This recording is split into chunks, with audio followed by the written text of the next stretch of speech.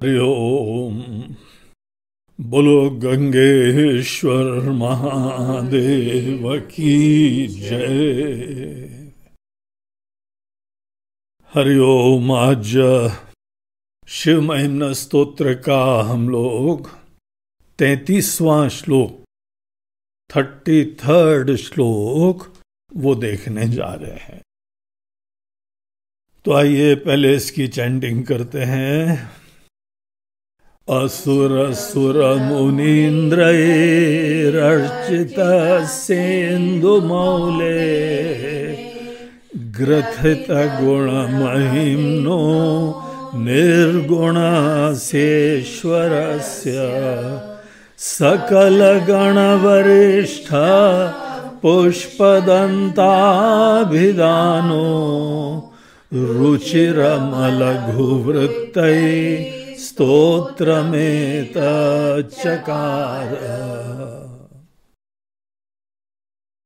अब यहाँ पे हम लोग शिव महिम्न स्तोत्र के अंतिम पड़ाव में चल रहे हैं। शिव जी की समस्त लीलाएं समाप्त हो गई हैं। अब ये जो यहाँ पे ग्रंथ है, ग्रंथ की स्तुति हो रही है। इस ग्रंथ के बारे में जो कि बहुत ही प्रेम से लिखा गया है।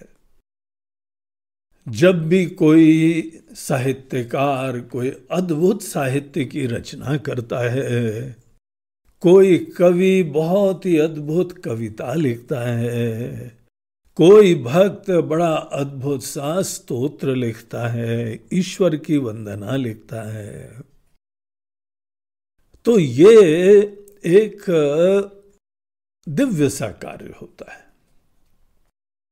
विशेष रूप से जब विषय साक्षात परमात्मा हो, साक्षात हमारे शिव जी हो, महादेव जी हो। आप ये समझ लीजिए कि ये यहाँ पे ग्रंथ लिखने के लिए व्यक्ति जैसे समाधि में लीन हो जाता है। सब चीजों से दुनिया की अपना ध्यान हट के एकमात्र शिव तत्व में रम रहे हैं। वो जो अनिर्वचनीय है, जो अलौकिक है, ऐसे जो हैं शिव जी, उनके बारे में लिखना, ये तो जैसे पुष्पदंत जी ने भी बोला, भगवान हम असंभव सा काम करने जा रहे हैं। बहुत सारे लोग दुनिया में असंभव सा काम करने के लिए प्रवृत्त होते हैं। कोई लोग पूरे हिमालय पे, माउंट एवरेस्ट पे चढ़ना हो, कितनी बड़ी साहस की बात है। और विशेष रूप से एक महिला, उसके बारे में हमने पढ़ा था कि वो, उसका जो है एक पैर कट गया। अब पैर कट गया तो जहां जाओ लोग बड़े जो बिचारी बिचारी हो, बोला ये बिचारी बिचारी क्या करा करते हैं। अरे पैर कट गया है, उसमें कौन से जीवन के अंदर सब विनाश हो गया है। तो उसको अच्छा नहीं लगता। उसने बोला ऐसा कुछ काम करेंगे कि ये बिचारी शब्द खत्म हो जाए। और उसने निश्चय करा कि हम दुनिया के सबसे ऊंचे पहाड़ के ऊपर हम चढ़ेंगे। वो अनेकों जाके माउंटेनियरिंग इंस्टीट्यूट में गई, हर जगह उसको रिजेक्ट कर देते। तो बोलते नहीं,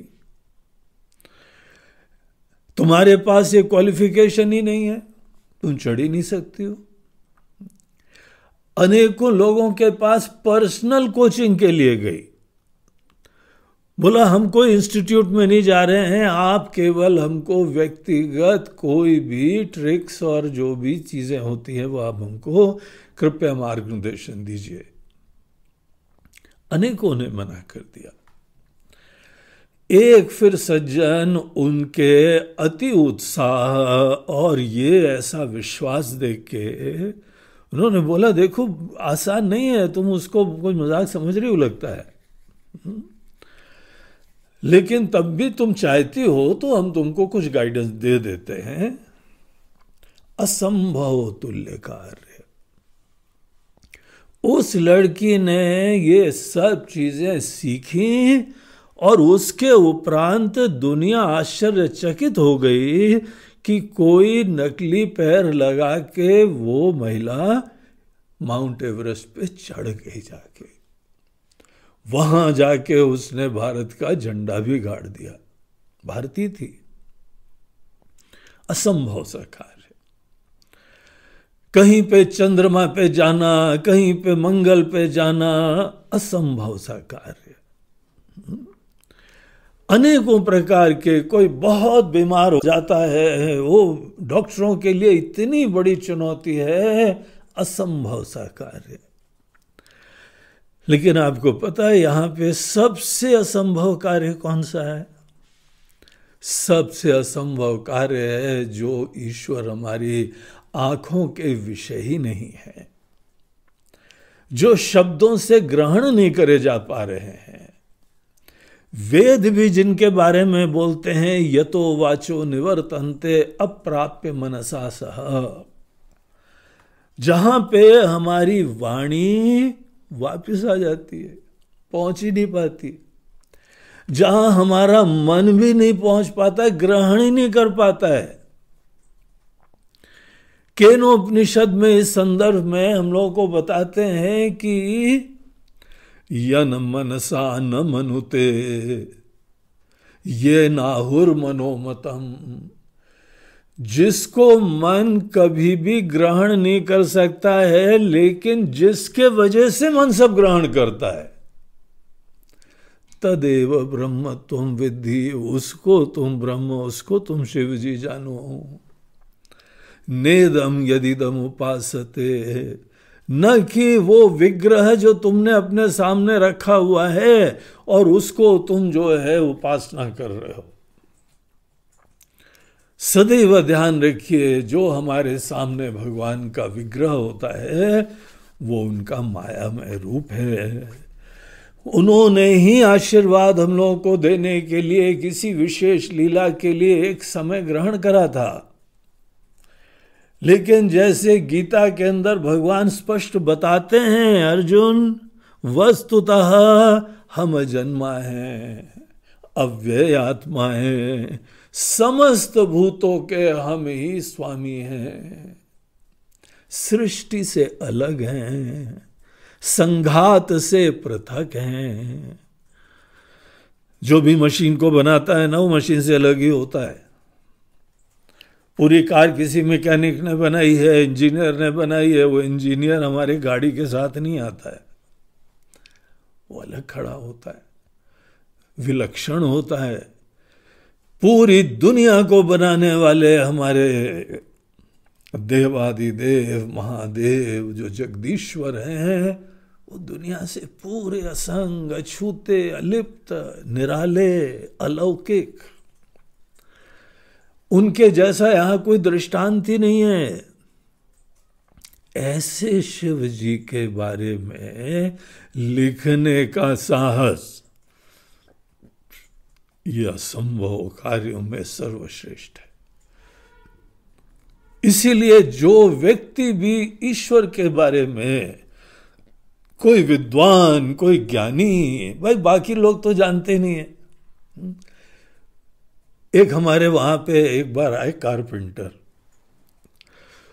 वो कुछ लकड़ी वकड़ी का यहाँ पे काम करने के लिए हमको किसी ने बताया, ये अच्छे सज्जन है, उधर गांव से आते हैं, अब उनको बुला लेना, वो काम बढ़िया कर देंगे, अच्छे भगत आदमी भी है। मैं बोला वेरी गुड।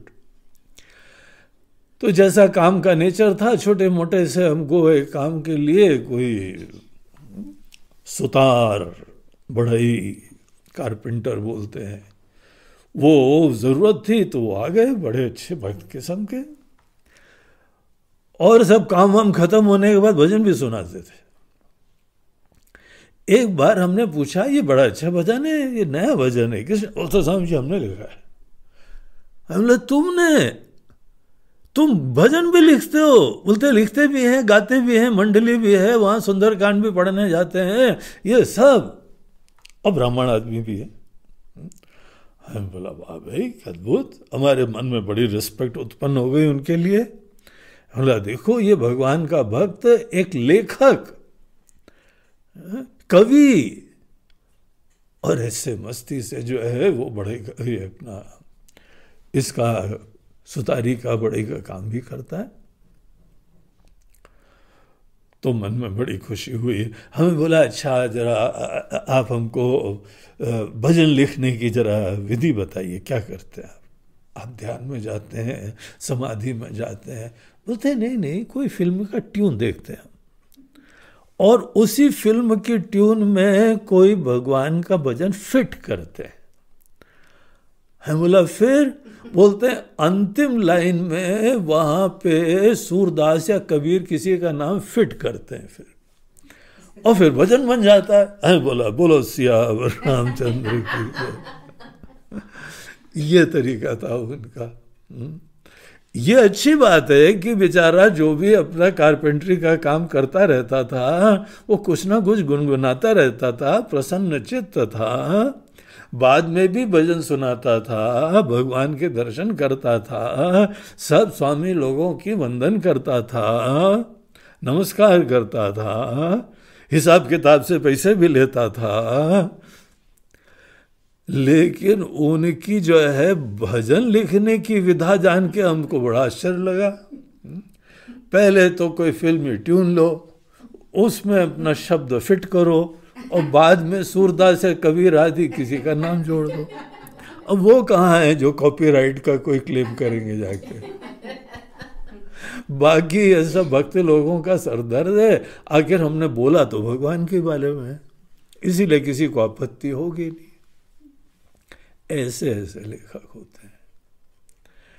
हम उनकी बात नहीं कर रहे हैं, हम यहाँ पे ज्ञानियों की बात कर रहे हैं, जिन्होंने शिव जी के तत्व का साक्षात्कार कर लिया है, उनकी बात हम कर रहे हैं। वो लोग खुद संकोच करते हैं। यहां पे शुरुआत के कुछ श्लोक हो जाएं या ये सब श्लोक हो जाएं, अंतिम आपको दिख रहा है ना, शिव जी के बारे में बोलने में संकोच दिखाई पड़ रहा है, हेजिटेशन। अरे क्यों महाराज, आप इतने विद्वान हैं, आप तो शास्त्र पढ़े हुए हैं, आप तो शिव जी के बारे में आसानी से लिख सकते हैं। सरस्वती जी आपके जो है जिह्वा में बैठी हैं, आपके कलम के अंदर बैठी हुई हैं, और ऐसे श्लोक अद्भुत जो हमको चैंटिंग करने में भी जो है वह पूरा प्राणायाम करके बैठना पड़ता है। इतने जो है वह थोड़े सूक्ष्म हैं, जटिल हैं। क्या संस्कृत भाषा है! इतने आप विद्वान ठहरे, इतने कवि ठहरे, इतने भक्त ठहरे, आपके लिए क्या असंभव? बोलते हैं इसीलिए असंभव। अगर हम इतने ज्ञानी, इतने भक्त नहीं होते, भगवान का आता पता नहीं होता, तो लेफ्ट एंड राइट बहुत सारे लोग लिख जाते हैं। लेकिन जो शिव जी के बारे में जानता है, बहुत संकोच होता है। हम असंभव सा काम करने के लिए जा रहे हैं, भगवान हमको बल दीजिएगा, और जो भी कोई कमी हो उसको आप क्षमा करिएगा। हम तो बालवत कुछ प्रलपन कर रहे हैं, जैसे बच्चा कोई बड़बड़ा रहा है। आप हमारी पूरी रचना को हे प्रभु इसी दृष्टिकोण से देखिएगा। कल श्लोक में देख रहे थे ना, साक्षात विद्या की अधिष्ठात्री देवी सरस्वती जी, वो अगर लिखने बैठे और इतना पूरा पृथ्वी को कागज बना ले, और कल्प वृक्ष के एक बड़ी ऊंची लंबी डाल से जो है पेन बना ले, और स्याही जो काले पहाड़ की ले लें, समुद्र को इंक पॉट बना लें, सरस्वती जी भी नहीं लिख सकती है। हम कहाँ जो सरस्वती जी के थोड़े से कृपा पात्र हैं, हम ये काम करने का सोच सकते हैं। इसलिए देखिए, शिव जी का जब जब भजन करना ना, शिव जी की खुद भी जब पूजा करना, तो समझ लो किसकी पूजा कर रहे हो। इसीलिए सब पूजाओं में बाद में क्षमा याचना करी जाती है। क्षमस्व पुरुषोत्तम, हे पुरुषोत्तम आप कृपया हमारे अंदर कोई भी अज्ञान हुआ हो, आप प्लीज हमको क्षमा करिएगा। हमारे शब्द आप तक नहीं पहुंच सकते, कहां वर्णन कर सकते हैं ये शब्द। शब्दों की ये आलम है कि आपने जहां शब्द बोला, God defined is God defined. किसी को आपने परिभाषा में बद्ध करा, उसको संकुचित कर दिया। अब सोचिए, जहां आप वर्ड यूज करते हैं, हर डेफिनेशन किसी चीज को लिमिट कर देती है। इतना ही है। और यहां पे जो अनंत असीम है, हम उनकी चर्चा करने के लिए जा रहे हैं। तो बहुत ही जो है ऐसे अत्यंत साहसी लोगों को हमारा प्रणाम है। पुष्पदंत जी जैसे महान आचार्यों को हमारा प्रणाम है। तो पुष्पदंत जी यहां पे इस श्लोक में क्या कहते हैं? बोलते हैं कि असुर सुर मुनीन्द्रैः अर्चितस्य इंदुमौलेः। इंदुमौली किसको बोलते हैं? जिसके माथे पे इंदु अर्थात चंद्रमा होता है। चंद्रमौली, चंद्रमौली, इंदुमौली, शिव जी का ये रूप। आप जिस समय रात को आकाश भी देखते हैं ना, अब वहां पे शिव जी को देखा करो। चंद्रमा जो निकला हुआ है वो शिव जी का माथा देखा करो आप। यहीं पे जो आकाश गंगा ऊपर दिखाई पड़ती है ना, मिल्की वे, तारों का वो एक समूह प्रवाहित होता हुआ नदी की तरीके से, वो आकाश गंगा ही यहां पे पृथ्वी पे शिव जी की जटा में आई थी। तो आप रात को जिस समय आकाश देख रहे हैं, वहां पे आकाश में चंद्रमा देख रहे हैं, तो आपको रात्रि में केवल शिव जी के माथे पे चंद्रमा दिखाई पड़ रहा है, बाकी सब अनुमान कर लो वहीं पे ही है। और आकाश गंगा, वो गंगा जी उनके माथे पे हैं। गंगाधरे शंकरे, शिव जी जो हैं गंगाधारी हैं। ऐसे शिव जी इंदुमौले, उन इंदुमौली की, उनकी जो है अर्चना कौन कौन करता रहता है? उनकी वंदना, उनकी आराधना, उनकी पूजा असुर सुर मुनीन्द्रैः। देखिए शिव जी ऐसे भगवान है ना, सब लोग अच्छे हो या बुरे हो। रावण देखो, राक्षस कुल में जन्मा था, असुर था, लेकिन शिव जी का आकर्षण सबको रहता है। आखिर दुनिया को देख के, दुनिया के जो है एक परम सत्ता का किसको विश्वास नहीं होगा? और वो भी शिव जी के रूप में। तो अनेकानेक असुरों की कहानी हम लोगों ने देखी इसी पूरे शिव महिम्न स्तोत्र के प्रसंगों में। बाणासुर की कथा देखी आपने, त्रिपुरासुर की कथा देखी आपने, ये सब असुर थे। तो ये सब अनेकानेक असुर, सुर और देवता लोग। देवता लोग तो जब इमरजेंसी आती तो उनको पता कहां जाना है। देवता लोग पूरी दुनिया की व्यवस्था करते हैं, ईश्वर के सेवक होते हैं, ईश्वर के दूत होते हैं। देवता शब्द हम लोग कोई ईश्वर के लिए पर्यायवाची सामान्यतः प्रयोग नहीं करते हैं। कई जगह देव शब्द भी ईश्वर के लिए प्रयोग हो सकता है। वहां पे हमको आचार्य लोग बताते हैं प्रसंग वशात यहाँ पे देव शब्द का अर्थ साक्षात जो द्योतनवान है, प्रकाशवान है, उन ईश्वर का आशय है यहाँ पे। अन्यथा देव शब्द ये सब लोग दुनिया वाले समझते नहीं है। लेकिन तुम्हारे वहां तो 33 करोड़ देवता है, तुम लोग कंफ्यूज नहीं होते हो? पूजा किसकी करते हो? बोलते हैं जरा थोड़ा बहुत पढ़ भी लो यार, अपने ग्रंथों से निकल के खुले मन से कम वेदों का दर्शन भी पढ़ लो। एकम सत विप्राहा बहुधा वदंती। इवन दो एक ही परम सत्य है, एक ही ईश्वर है, ये पूरे वेदों में बताया हुआ है। अगर तुमको तुम्हारे जो है वह धर्म ग्रंथों के आचार्यों ने नहीं बताया तो समझ लो एक ही ईश्वर का प्रतिपादन पूरे वेदों में हुआ है। लेकिन ये जो 33 करोड़ हैं ये सब उनके ही सेवक और भक्त लोग हैं, पुण्यात्मा हैं। कोई भी देव योनि सुर योनि प्राप्त कर सकते हैं, आप लोग में से कोई भी। आपको पता है कि यहां पे मनुष्य योनि कब होती है? मनुष्य योनि होती है जिस समय मिश्रित कर्म होते हैं। जब किसी के पूर्व जन्म में पाप और पुण्य दोनों बराबर होते हैं, उसको बोलते हैं मिश्रित है, तब जाके मनुष्य योनि प्राप्त होती है। इसीलिए कोई भी मनुष्य हो उसके अंदर कुछ ना कुछ कमी, कोई दोष की संभावना होती है।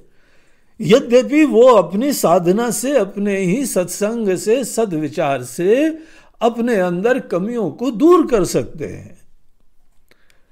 लेकिन मन के अंदर अनेकों चिंताएं, विकार, काम, क्रोध आते हैं ना।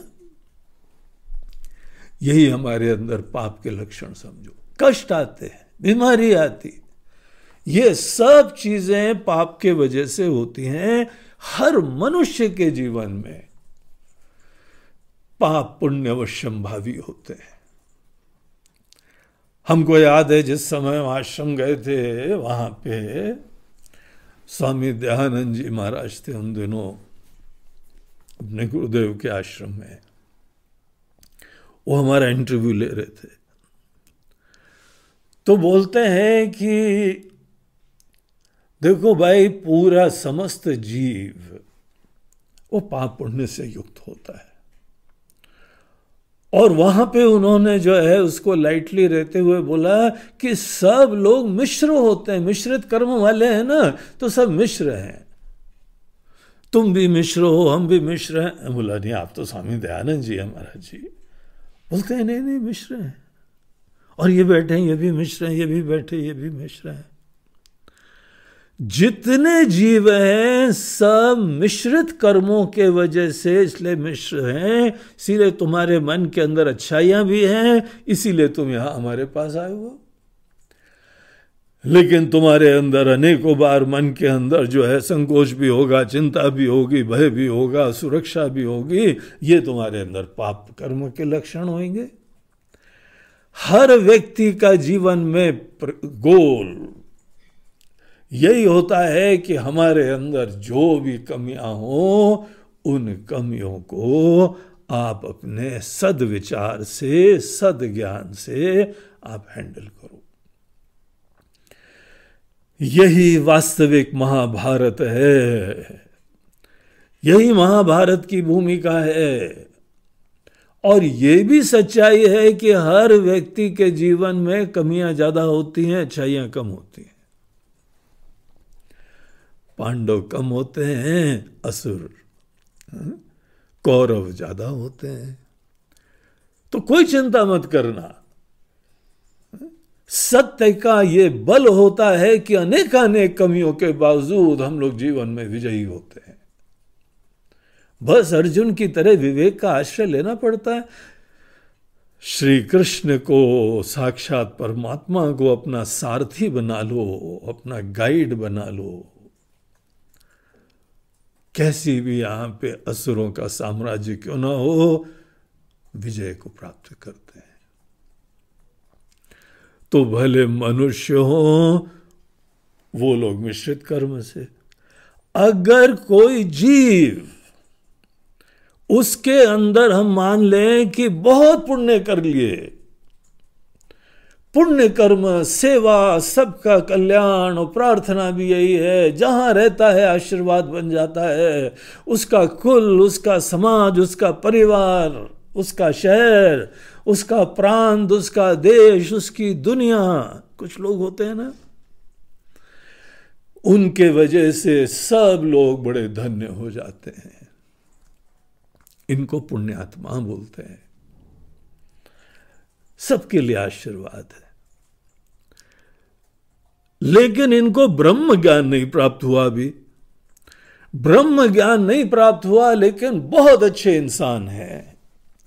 ऐसे लोग पुण्यात्मा होते हैं, और यहां पे इस शरीर से निकलने के बाद ये लोग देव योनि प्राप्त करते हैं। पहली चीज तो ये लोग को कहा जाता है ना, स्वर्गीय है। स्वर्ग का है जहां देवता लोग रहते हैं। इंद्र देवता वहां के राजा हैं। उनकी समस्त प्रजा जो है वो सब पूरे देवता लोग होते हैं, सब पुण्यात्मा होते हैं। यहां पे एक आदमी अच्छा था, वहां पे सभी लोग अच्छे होते हैं। ऐसी यह सुंदर दुनिया को स्वर्ग बोलते हैं। इसका मतलब समझ रहे हैं आप? देवता लोग भी जीव होते हैं। अच्छे जीवों को ही देवता कहते हैं। और इतने भगवान के सेवक होते हैं, इतने भक्त होते हैं कि भगवान उनको अपना निमित्त भी बना लेते हैं। वैसे तो जीवों को भी, मनुष्यों को भी भगवान निमित्त बनने के लिए बोलते हैं। गीता में 11वें अध्याय में भगवान अर्जुन को बोलते हैं, निमित्त मात्रम भव सव्यसाचिन। हे सव्यसाची, हे अर्जुन, तुम हमारे निमित्त बनो। हनुमान जी जैसे राम जी के दूत होके जीते थे। आप सब भगवान के दूत हैं। सब लोग भगवान की संतान हैं आप। ईसाई धर्म में भगवान का एक संतान, और उन्हीं की पूरी दुनिया पूजा करता रहता है। तो इन लोगों को बोलना चाहिए, भैया पधारो हमारे देश, आप हमारे भारत देश आइए। यहाँ पे हर इंसान भगवान का निमित्त है, उनका पुत्र है। अमृतत्वस्य पुत्राः।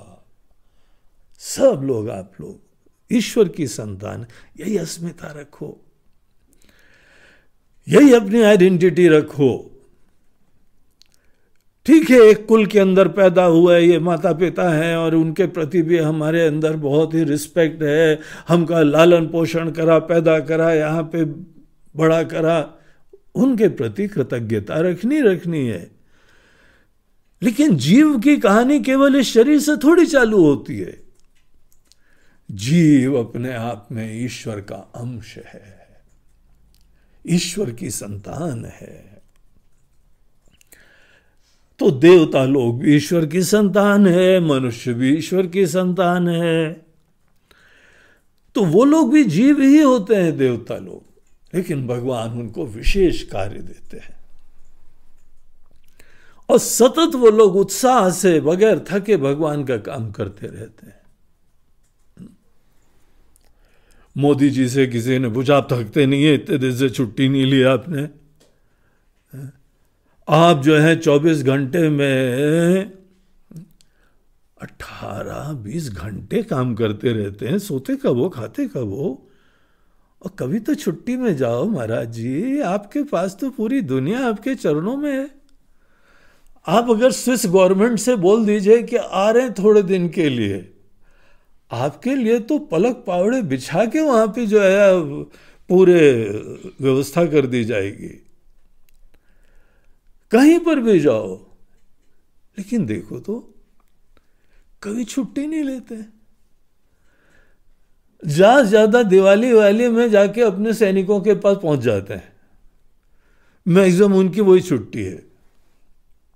और वहां पर भी उस छुट्टी के दिन जब पूरा देश जो है छुट्टी मना रहा है, उनके ऑफिस के लोग भी छुट्टी मना रहे हैं, एकांत में बैठे हुए अपने सैनिकों का भी वो वहां पे उत्साह बढ़ाने पहुंच गए।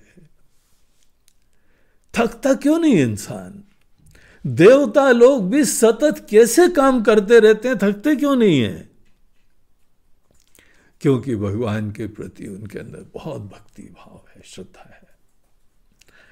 हमारे देवता लोग भी कभी कभी फिसलते हैं, देवता लोग भी कभी कभी गड़बड़ करते हैं, लेकिन कोई बात नहीं। भगवान बोलते हैं कि तुम्हारी भक्ति, तुम्हारी श्रद्धा, तुम्हारा पुण्य देख के तुमको देव पद मिलता है। और असुर कौन होते हैं? जीव ही वो भी होते हैं। जीव जिनके अंदर अपने स्वार्थ की पूर्ति के चक्कर में दूसरे के प्रति कोई संवेदना नहीं रहती, उनको असुर कहते हैं। स्वार्थी लोग हैं, जड़ बुद्धि हो गए हैं, अपनी इच्छा की पूर्ति के लिए दूसरा जिए न जिए, मरे, क्या हो काट दें, ये कर दें, कोई चिंता नहीं करते। ऐसे लोगों को हम लोग असुर कहते हैं।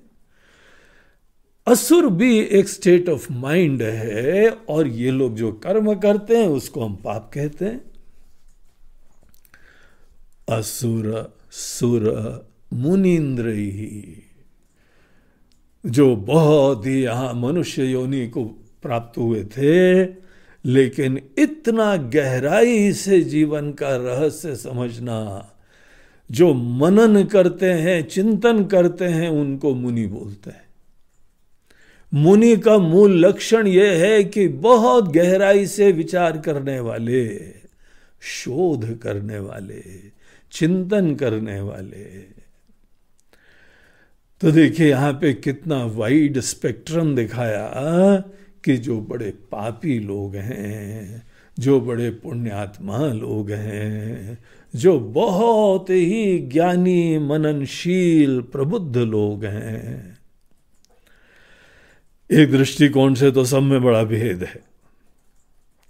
एक जब प्रवृत्त होते हैं केवल स्वार्थ के लिए, एक प्रवृत्त होते हैं सदैव सबके सुख के लिए, और एक प्रवृत्त होते हैं जीवन में गहराई में जाके जीवन की सत्य की शोध करने के लिए, कर्म के क्षेत्र से विरक्त हैं और ज्ञान के लिए संन्यस्त होके तत्पर हैं।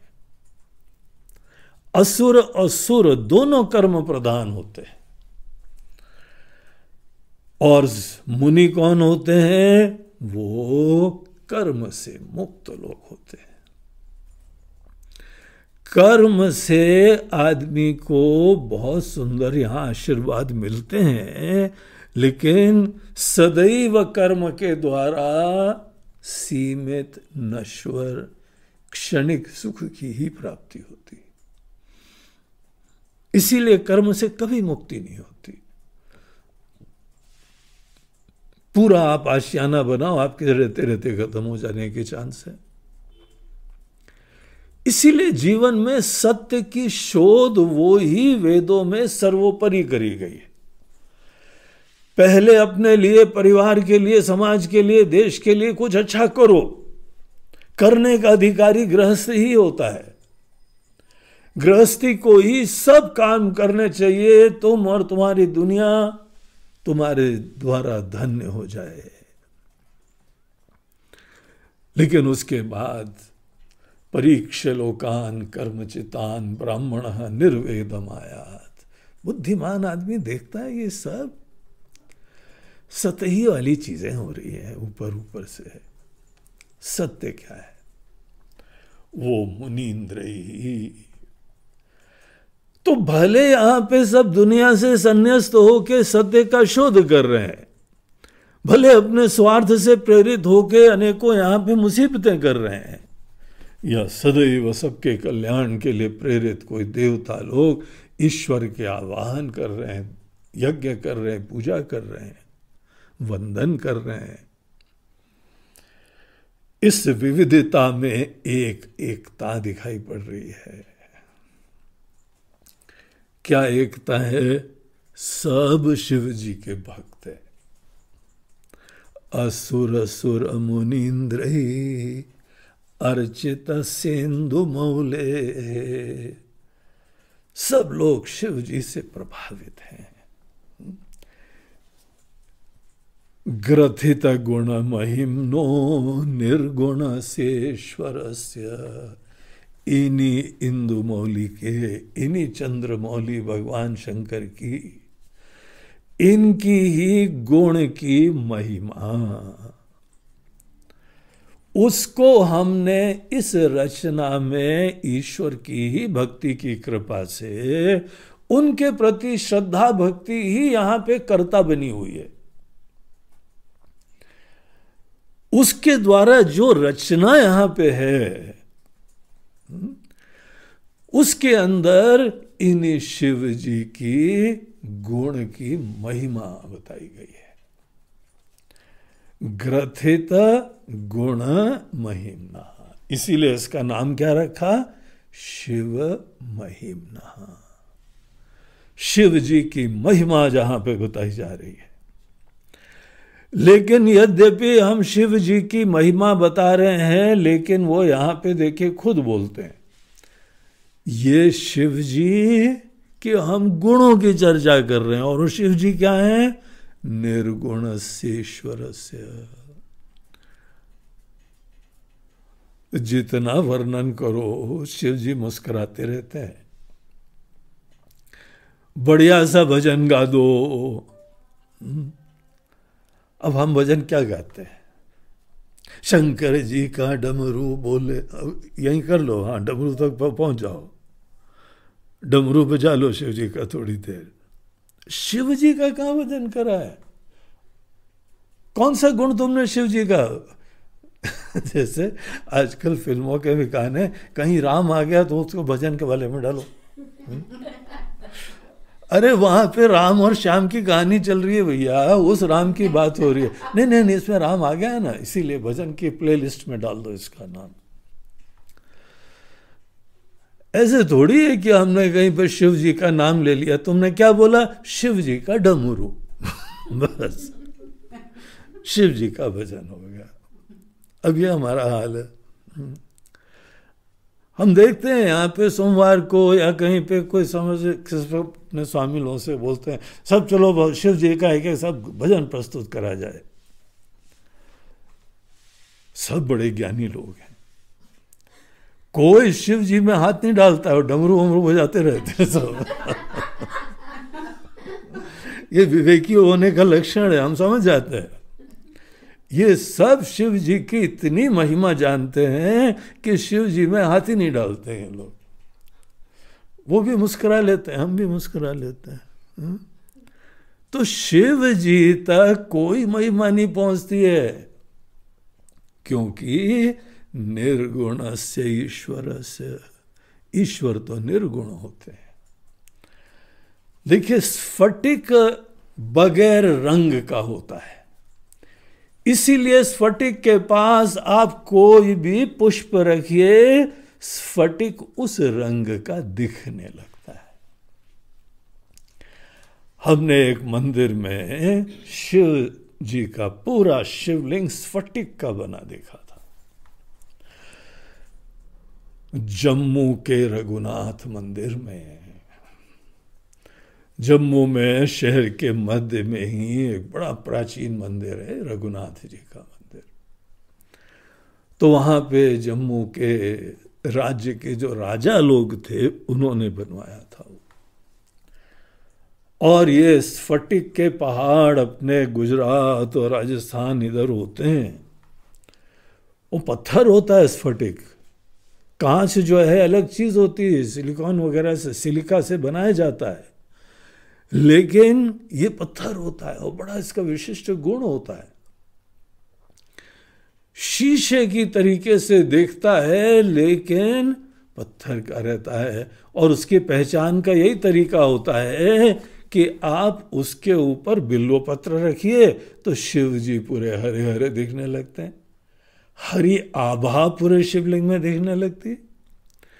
आपने एक सफेद फूल रखा तो शिव जी जो है वो गोरे दिखाई पड़ते हैं, कहीं लाल रखा तो लालिमा उनके अंदर दिखाई पड़ती है।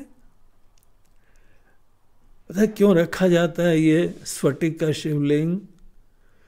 क्योंकि जैसे स्फटिक का कोई रंग नहीं होता है, शिव जी के कोई गुण नहीं होते, इसीलिए वो समस्त गुण धारण कर पाते हैं। स्फटिक का कोई रंग नहीं है, इसीलिए कोई रंग धारण कर लेता है।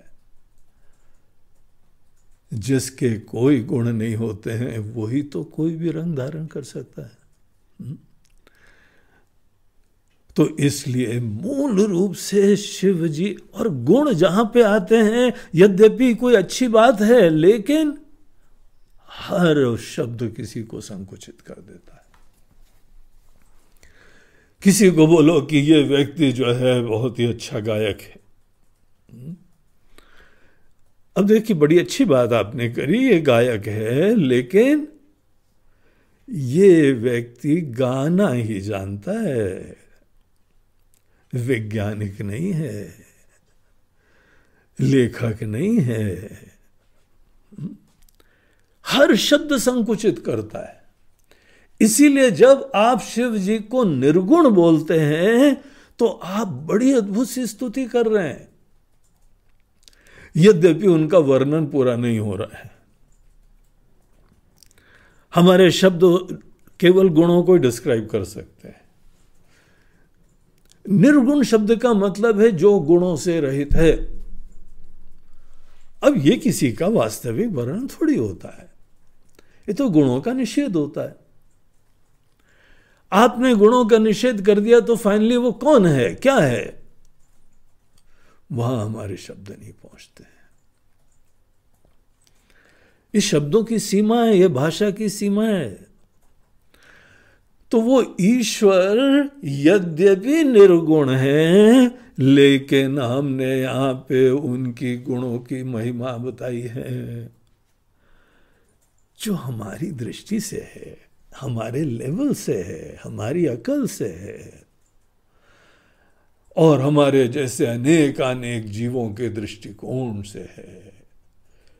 जो हमने बताई है वो सब इतने सुंदर गुण हैं शिव जी के ही कि अगर कोई भक्त उनके ऊपर चिंतन मनन करता है तो वो ईश्वर तक पहुंच जाएगा, उनके द्वार तक पहुंच जाएगा। इसीलिए हैं तो बड़े प्रभावी।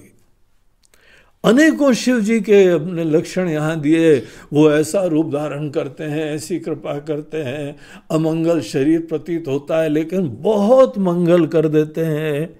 जितने लोग हैं सब ऐसे ही फकीर तुल्य भगवान से सब आशीर्वाद प्राप्त करते हैं। उनका विराट रूप हमको दिखाया, उनकी अनेकों लीलाएं दिखाई। तो जो जो गुण बताया है वो सब उन्हीं के ही गुण हैं, सहायक हैं।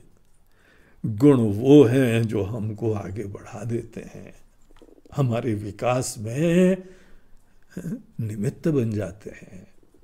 हमारे मन के झंझट, हमारी चिंता, हमारे अभिमान, हमारे विकार, हमारे अनेकों क्लेश, सब चीजें दूर करने के लिए ईश्वर के वो जो गुण होते हैं वही हमने बताए।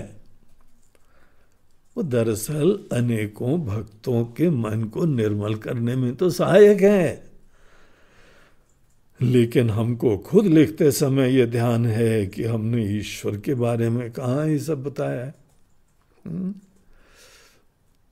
ये संकोच हर ज्ञानी के अंदर होना चाहिए, भक्त में होना चाहिए। तो यह जो हमने रचना करी है, ग्रथित गुण महिम्ना निर्गुण सेश्वरस्य सकल गण वरिष्ठ, आप कौन है महाराज, किसने लिखा है, तो अपना थोड़ा सा परिचय देते हैं। जीवत तो हमारा वस्तुतः कोई हमारा वास्तविक परिचय नहीं है, लेकिन हर व्यक्ति का व्यक्तित्व महत्वपूर्ण होता है। आपको ईश्वर ने ऐसा बनाया है, आपको ईश्वर ने जो है वह मनुष्य बनाया है, नर बनाया है, नारी बनाया है, ब्राह्मण बनाया है, क्षत्रिय बनाया है, वैश्य बनाया है, शूद्र बनाया है। आपको जो भी ईश्वर ने बनाया है, जिस देश में पैदा करा है, जिस कुल में पैदा करा है, आप सोच लीजिए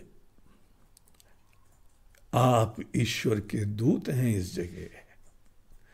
ईश्वर ने आपके द्वारा इस परिवेश में कोई आपके द्वारा सेवा की अपेक्षा रखी है, आपके द्वारा एक विशेष सेवा की अपेक्षा रखी हुई है। इसीलिए जो भी आपका व्यक्तित्व हो, यह ध्यान रखो कि यह हमारा चोला है, लेकिन अपने चोले को स्वीकार करो। जो भी हो उसमें धन्य हो। अगर हमारी नाक टेढ़ी है तो हमको कोई प्रॉब्लम नहीं है। नाक तो दूसरे को देखनी है, प्रॉब्लम तो उसका, हमको क्या प्रॉब्लम है। हाँ, सांस लेने में प्रॉब्लम हो तो नाक के दोनों जो है ना सेप्टम ठीक करवा लो, उसके छिद्र ठीक करवा लो, अगर रोग है। अगर नहीं है, तुम हम गोरे हैं, काले हैं, जो भी हैं। एक आदमी के जो है चेहरे पे बड़ा चेचक के दाग थे, तो उनके एक प्रेमी ने बोला कि वाह, क्या भगवान ने सूरत बनाई है, चांद तो हो ही, सितारे भी साथ हैं, गजब है, वाह वाह वाह। वो बोलता है बिल्कुल सही बात है, हम तो इसी सर उठा के जीते हैं हम। तुम्हारे जो है वह केवल चांद है, सितारे कहाँ हैं तुम्हारे? हमारे पास सितारे भी हैं। जो भी हो स्वीकार करो। कभी हनुमान जी ने कोई प्रॉब्लम करी कि अरे हमारा तो वानर शरीर है? हाँ, एक बार उन्होंने बोला, विभीषण के साथ बोला, और वो केवल उनको सांत्वना देने के लिए बोला।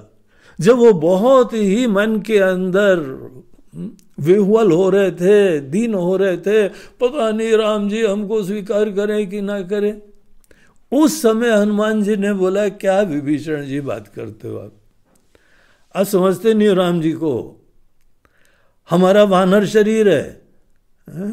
वानर को सवेरे सवेरे कोई देख ले शायद खाना नहीं मिले, क्योंकि वही खाना छीन ले जाता है। और हमको भगवान ने अपने चरणों में स्थान दिया है। आप तो इतने बड़े भक्त हो, आपके लिए कोई नहीं स्वीकार करने का चांस ही नहीं है। यहां पे राक्षसों के शहर में रहते हुए आप सवेरे सवेरे राम नाम लेके उठते हो, ऐसा भजन करते हो, सात्विक जीवन है, पुण्यात्मा हो, धर्मनिष्ठ हो। आपका तो जो है कोई असंभावना नहीं है कि राम जी आपको स्वीकार न करें। ऐसे हैं राम जी। तो यहां पे जो भी जीव होता है, आप जैसे हैं, आप अपने आप को स्वीकार करो, और इस तरह से स्वीकार करो कि आपको भगवान ने बनाया ऐसा। जब पूरी दुनिया को बनाने वाले ने हमको ऐसा बनाया है, तो हमको कोई प्रॉब्लम नहीं है। सब कॉम्प्लेक्स से, सब हीनता खत्म हो जानी चाहिए। हमारी भाषा, हमको संस्कृत तो आती नहीं है। अरे भगवान तुमको संस्कृत का ज्ञाता होते ना तो काशी में जन्म करवा देते तुम्हारा। नहीं जन्म करवाए ना तो भगवान बोलते हैं जो काम तुमको करना उसके लिए बहुत चिंता मत करो। अंग्रेजी भी नहीं आती हमको, तो हम बाहर कैसे जाएंगे? बोलते हैं अगर अंग्रेजी दिलवानी होती तो तुमको अमेरिका में, इंग्लैंड में जन्म करवा देते। क्यों तुमको यहाँ भारत देश के गांव में हमने जन्म करवा दिया? क्योंकि तुम्हारे रोल के लिए इस चीज की आवश्यकता नहीं। बाकी तुम्हारी मन की गठान है, बाकी तुम्हारे मन के अंदर हीनता है, इन्फीरियरिटी। हमारे पास तो ये भी नहीं, हमारे पास तो वो भी नहीं, हम तो ये भी नहीं जानते, हम तो पढ़े भी नहीं है। कल हम बता रहे थे ना, एक व्यक्ति था, डिग्री लिखा करता था, NPHF, पूरा मिस्टर रामलाल NPHF। अब इतने कॉन्फिडेंस से बोलता था, किसी को पूछने की भी साहस नहीं होता था कि इसका मीनिंग क्या है, आप किस फील्ड के डॉक्टर हैं। अब किसी ने जब पूछ लिया तो बगैर संकोच के बोला 9th पास, हाई स्कूल फेल। ये सेल्फ कॉन्फिडेंस देख के हमको बड़ा अच्छा लगता है। तुम जो हो स्वीकारो अपने आप को, और तुम अपने आप को स्वीकारोगे नहीं तो कोई नहीं स्वीकारेगा। तुम अपनी नजरों में गिरे रहोगे ना तो जहां जाओगे सबकी नजरों में गिरोगे, देख लेना। इसीलिए यद्यपि हमारी इंडिविजुअलिटी हमारा परमार्थिक परिचय नहीं है, हर व्यक्ति की इंडिविजुअलिटी जगत रूपी नाटक मंच में हमारा रोल है। आप सोच लीजिए, दुनिया एक नाटक मंच है, हम आप एक एक्टर हैं। यहां पे इस समय हम एक एक्टिंग कर रहे हैं, गुरु जी की एक्टिंग, स्वामी जी की एक्टिंग। और जब एक्टिंग करना है तो उसके लिए बाकायदा तैयारी करनी पड़ती है हर एक्टर को, और जब दिल से निकले तो और अच्छी एक्टिंग होती है। लेकिन प्ले कर रहे हैं रोल, ये हम नहीं है। हम तो शिव जी के चरणों की धूल हैं, हम तो राम जी के चरणों के दास हैं, हम तो खुद अपने राम जी से एक हैं। अपना परिचय रखना है तो ऐसा रखो ना। बाकी इस परिचय में हमारी इंडिविजुअलिटी का रिजेक्शन नहीं है। हर व्यक्ति को अपनी इंडिविजुअलिटी बहुत ही स्वाभिमान से धारण करनी चाहिए। पुष्पदंत जी भी धारण करते हैं, बोलते हैं कि ये जो है पुष्पदंताभिधानो, पुष्पदंत नाम के इस दुनिया के अंदर पुष्पदंत नाम से एक व्यक्ति है, और वो कौन है? सकल गण वरिष्ठा, समस्त गणों में बड़ा श्रेष्ठ है। समस्त गणों मतलब हम रुद्र गण ही हैं एक। तो शिव जी के अनेकों गण है ना, वो याद है ना, जब शिव जी बारात में जा रहे थे तो अनेकों रुद्र गण थे, सब प्रकार के फॉर्म वाले वहां दिखाई पड़ जाते हैं। शिव जी की बारात में 84 लाख योनि वाले सब दिखाई पड़ते हैं। 2 पैर वाले भी, 1 पैर वाले भी, 2 आंख वाले भी, और 1 आंख वाले भी, 3 आंख वाले भी, और 4 आंख वाले भी, और जो है 2 पैर वाले, 100 पैर वाले भी दिखाई पड़ते हैं। उनको सेंटीपीड बोलते हैं। कोई मिलीपीड होते हैं, सेंटीपीड होते हैं, कोई पंख वाले होते हैं। शिव जी की बारात में हर व्यक्ति यही समझता है हम तो शिव जी की बारात के एक रुद्रगण हैं। और अगर थोड़े टेढ़े मेढ़े हैं तो क्या हुआ, हमारे शिव जी एक्सेप्ट कर लेते हैं हमको। तुम मत करो, तुम्हारा प्रॉब्लम है। एक आंख किसी के खराब है तो बोलते हैं तुम लोग हो द्वैत में पड़े हुए, हम तो अद्वैत वाले हैं। हम तो सदैव एक ही नजर सबको देखते हैं। तुम्हारी 2 नजर के वैसे तुम ही द्वैत में पड़े रहते हो। आप कॉन्फिडेंस रखो अपने अंदर। तो यहां पे देख कितना बढ़िया शब्द बोलते हैं, सकल गण वरिष्ठा। डंके की चोट पे समस्त गण में वरिष्ठ हैं हम।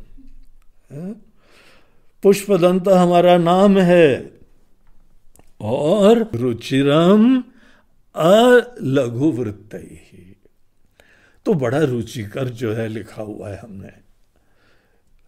हमने जो लिखा है हमको तो बड़ा रुचिकर लगा है, बड़ा प्रेम से निकला है और रुचि कर रहा है। और ये हमने लिखा है अलघु वृत्तैहि छंदैहि, ऐसे छंद में लिखा है जो कि छोटा नहीं है। छोटा नहीं मतलब लघु नहीं है। बाकी कुछ श्लोक होते हैं 2-2 लाइन में लिखे जाते हैं, यहां पे 4-4 लाइन के, इसको बोलते हैं शिखरणी छंद। तो जिस छंद में, जैसे गीता है अनुष्ठुप छंद, यहां पे वर्सेस लिखते हैं ना, उनके नाम है। तो ये जो छंद हमने चूज करा है, हमारे बड़े भारी शिव जी के लिए भारी वाला छंद यूज करा है। इसीलिए अलघु वृत्तैहि छंदैहि स्तोत्र में तत्चकार, इस स्तोत्र को, इस स्तुति को हमने यहां पे प्रस्तुत करा है। हाँ, हमने एक पिछले श्लोकों में बात कही है, देखो कर्तापने से नहीं लिखा है, ये भक्ति भाव से लिखा है, हमारी भक्ति ने ही लिखवाया है, लेकिन निमित्त यहां पे यही व्यक्ति बना है। और हर व्यक्ति को अपने अंदर अपने ही कृत्य के बारे में स्वाभिमान और प्रसन्नता होनी चाहिए।